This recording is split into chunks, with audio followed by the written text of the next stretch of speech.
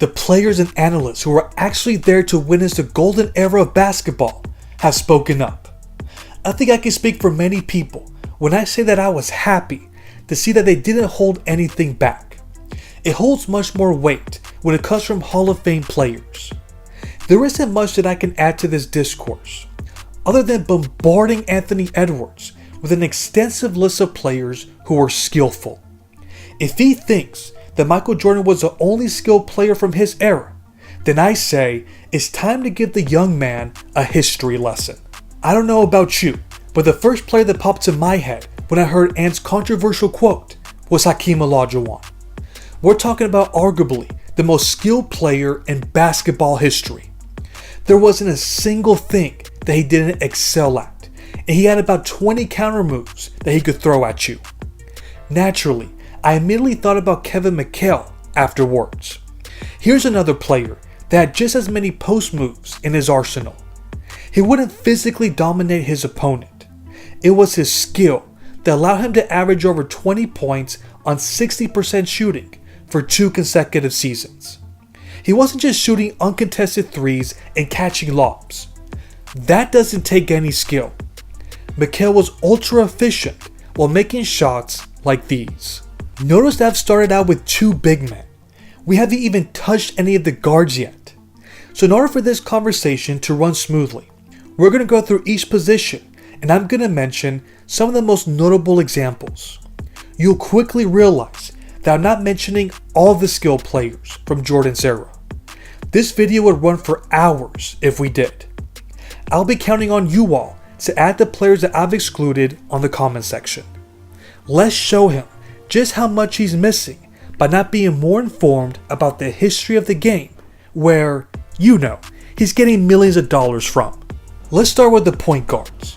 You have your legendary, iconic players such as Magic Johnson, Isaiah Thomas, John Stockton, Gary Payton, and Jason Kidd. We're talking about players that transcended the game, who could dominate without scoring in bunches, who made moves that we've never seen before or since. That's what makes me wonder, what does he mean by skilled? Because how is this not skilled? It should go without saying that they wouldn't be able to accomplish everything that they did if they weren't. But we've only touched the surface. There are many skilled point guards that made their mark on the game. Let's start with Tim Hardaway. He's one of the prototypes of the modern point guard. He's someone with incredible ball handling skills that can shoot from the outside and can get to the rim with ease. The players that could say the same are Kevin Johnson. Did you know that he's one of 4 players to average over 20 points and 10 assists for 3 consecutive seasons? Not even Trae Young has been able to accomplish this. It wasn't Penny Hardaway, one of the most skilled players we've ever seen. The combination of his size, athleticism, and playmaking ability made him so unique. He is easily considered one of the biggest what-if players. And what about Sidney Moncrief, who is one of the greatest all-around players in league history? Doesn't it take skill to win 2 consecutive Defensive Player of the Year awards while being one of the team's primary scorers and facilitators? Speaking of all-around, we have to mention Fat Lever. He could fill up a stat sheet like no one else could.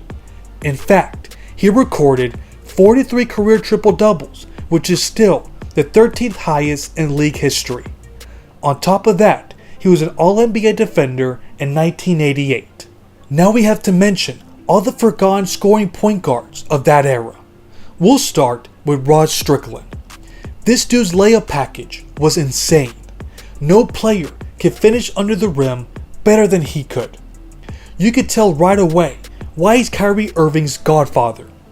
Then you have the insane handles of Nick Van Exel. If he could give someone like Gary Payton fits, you're dealing with an incredibly skilled player. Then we have honorable mentions like Mookie Blaylock, Stephon Marbury, Sleepy Floyd, Johnny Moore, and the list goes on and on. What other point guards should be added to this list? Comment below so we can keep the chain going. As far as shooting guards, we have Jordan's biggest rival for his position, Clyde Drexler. He was multifaceted and an electric player. And you know what? I'm also going to count Kobe Bryant and Allen Iverson, since they were drafted in 1996. It goes without saying that they are two of the most skilled shooting guards. And I'm pretty sure that Ant respects those two legends, and maybe he doesn't consider them to be a part of Michael's era. I guess ignorance is bliss. But there's so many more shooting guards that we can add to that list. Let's start with Joe Dumars. He's a prime example of an important point that needs to be made. Just because someone isn't flashy doesn't mean they aren't skilled. Think of Nikola Jokic or Dirk Nowitzki.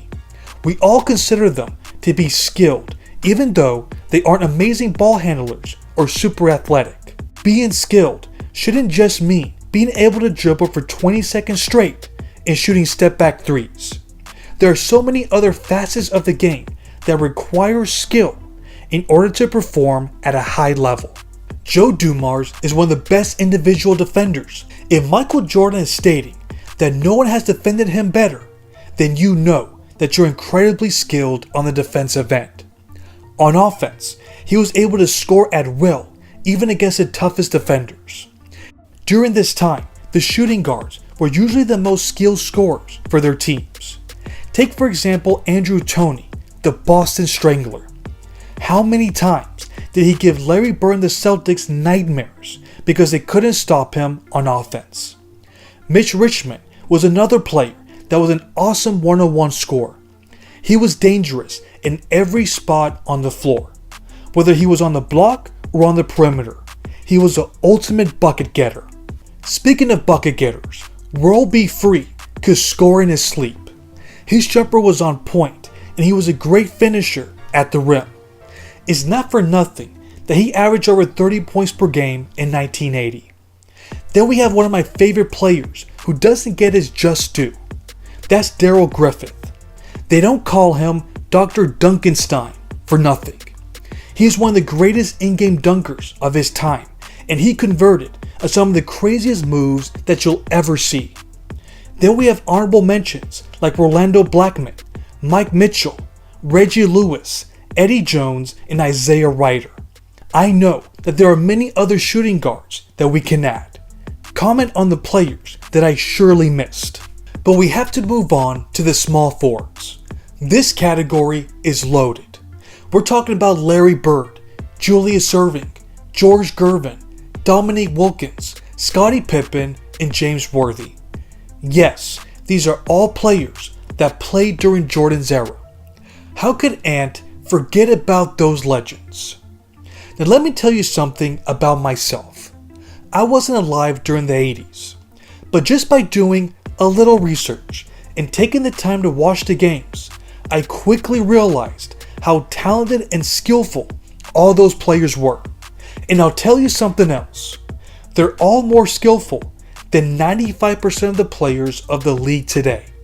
So stop watching TikTok, drop the video games, and watch some of the things these players were doing.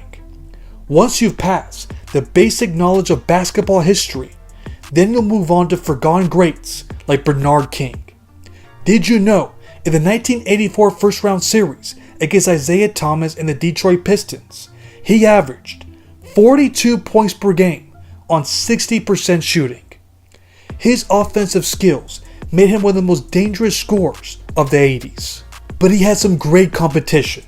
Take for example Alex English. His jump shots were like layups. He was automatic from anywhere inside the arc. Then there was Adrian Dantley. There was no one that had the game that he had. Although he was 6'5", he was unstoppable on the low block.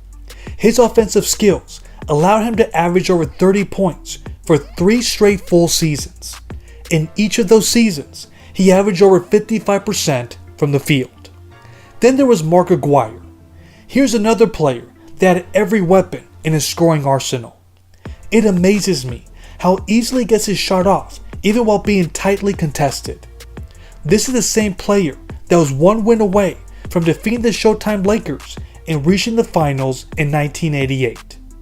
If you care about three-point shooting, then you need to check out Chris Mullin. I strongly believe that if he was playing in this era, he would average over 30 points easily. He had the purest jumper out of any player in the 90s. If you want versatility, Grant Hill is the player that sticks out the most for me from the 90s decade. He was someone that could play point guard, shooting guard, and small forward effectively. In multiple occasions, he led the team in points, rebounds, and assists. For the first 5 seasons of his career, he racked up 29 triple-doubles. To accomplish all that takes skill. For the 80s, I would point to Marcus Johnson. I've heard some basketball fans say that he was in the running for being known as one of the most talented players in the early 80s. His size and versatility allowed him to do so much for the Milwaukee Bucks. And we haven't even mentioned players like Walter Davis, Purvis Short, Xavier McDaniel, and Orlando Woolridge. Make sure to educate Mr. Anthony on some of the other skilled players at that position. We move on to the front court and mention all the skilled big men from Jordan's era. In the power forward position, we have Charles Barkley, Kevin Garnett, Karl Malone, and Tim Duncan. I'll say this again. Just because a player doesn't convert consistently from the 3 means nothing. It takes skill to score from the post, especially at the rate that they did. And they were all skillful in many other areas of the game. Another example of that is Chris Webber. He was one of the first players at that size that could go coast to coast and handle the ball like a point guard. He had phenomenal court vision and could spread the floor with his outside shooting. And which power forward today could do the things that Shawn Kemp did? We all know how crazy athletic he was, but he could also spread the floor with his outside shooting, and he played hard on the defensive end. Speaking of athletic bigs who could do much more than just bang down low, we have Terry Cummings. He was a combo forward that could play a physical style and run down the floor with the best of them. You could say the same thing for Clifford Robinson. We're talking about the original stretch 4 player, a 6'10 forward that could play inside and out. Those players existed during Jordan's era. And I know this guy doesn't get much credit, but Detlef Schrempf was also ahead of his time. He's 6'10, but his skill set allowed him to play small forward for many years. There were even times where he was one of the team's main playmakers. The power forwards that deserve their roses are Larry Nance, Tom Chambers, Larry Johnson, Buck Williams, and Derek Coleman. Let me know which other power forwards deserve recognition. And lastly, we got the centers. Were Kareem, Shaq, David Robinson, Moses Malone, Patrick Ewing, and Alonzo Mourning very skillful? Ralph Sampson should also get all the praise in the world. We're talking about a 7'4 center who preferred to play away from the basket in order to facilitate and to utilize his athleticism to create shots for himself. All the hype that Wemby is getting, we've already seen with Ralph. Robert Parrish was also giving teams so many problems with his low post game. And then we have Brad Daugherty. His post moves were as good as any of the legendary bigs that we've mentioned. The combination of his skill set and athleticism made him a dominant force. Believe it or not, we've mentioned over 60 players who are unquestionably skilled. The fact that Ant only mentioned one player is offensive. If we include all of your comments, I'm sure we'll be way past 100. Let me know which players I missed and what made them special. Thanks for watching.